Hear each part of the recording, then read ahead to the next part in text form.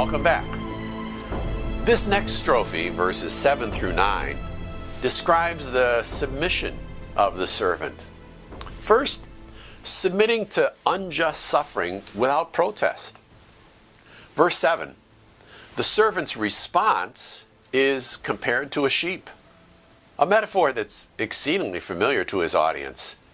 And the metaphor, I think, evokes in the mind of the reader here thoughts of the sacrificial system as well. In both situations, the animal doesn't protest. Now, a sheep does have vocal ability, which is used to express hunger or when playing, but not to express pain. The most one hears is a groan. Now, the Gospels record how John appropriates this connection. Here is the Lamb of God who takes away the sin of the world, and explicate how completely Jesus fulfilled this prophecy. He groaned and pled to the Father, but he responded to Herod and Caiaphas and Pilate and the mob without a word of protest. Verse 8, the submission of the servant in his death. The grammar and the syntax of this verse has provided a great deal of homework for translators and commentators. But the point that the prophet is making is that the treatment of the servant was unjust throughout. From the gospel biographies, we learn that the servant was hurried through 5 or 6 trials in one morning, ultimately taken to his death. So, while Isaiah warns of coming judgment, he holds out confidence that a righteous remnant will be preserved. While Isaiah foretells that judgment will come to the nation, he never presents it as unfair or unjust. So, it's difficult to understand that Isaiah might have been speaking here about the nation. Now, the Hebrew text behind the second line in English can be taken to mean, who can talk about his posterity, or among his contemporaries who thought. My take is that it's the latter. The sad thing is that of his contemporaries, very few reflected on either the worth of the servant, or on his character, or on the injustice of his treatment, or on the real purpose of his mission. Remember, John said it was to take away the sin of the world. So, he was cut off from the land of the living. Why? On the account of the rebellion, the pesha of my people, to whom the blow was due. Variations in English translations of this last clause is because the lamo is ambiguous. It can serve as a poetic alternative for either lo, to him, and it is used that way, or for lahem, to them, used 50 times that way. Either reading, I think, renders basically the same sense.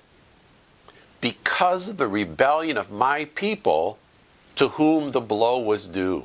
Or, because of the rebellion of my people, the blow was his.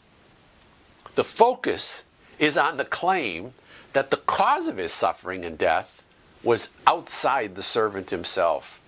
His death was vicarious. His death was standing in for the sake of others who indeed deserved the blow.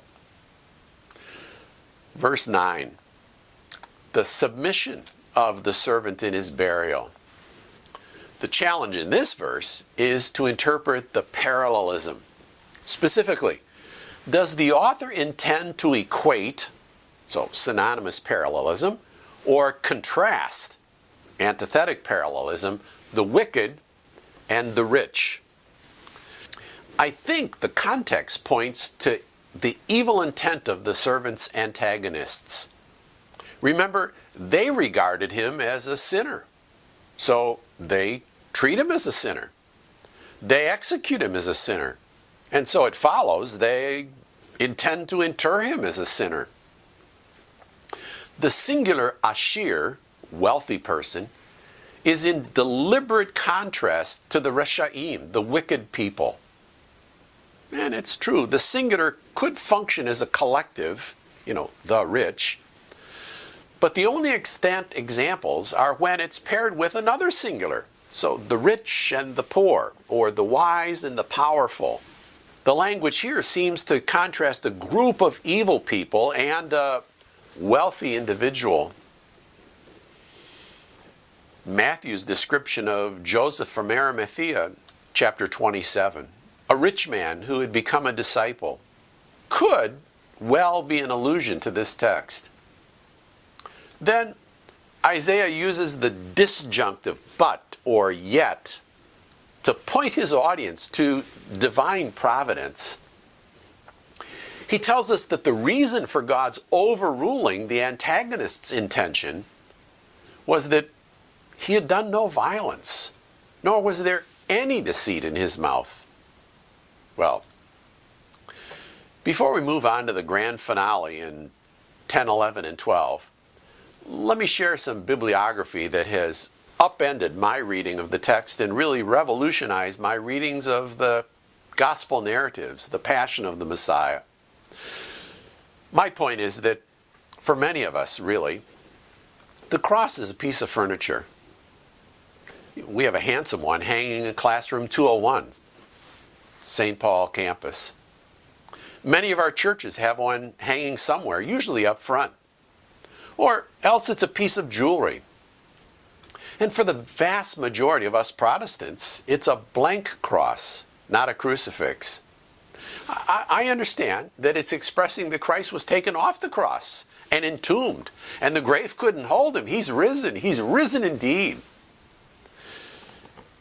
I think, though, that on the practical level, many of us have so tidied up the cross, we've so upholstered over the horror of it, that it really doesn't grip us anymore.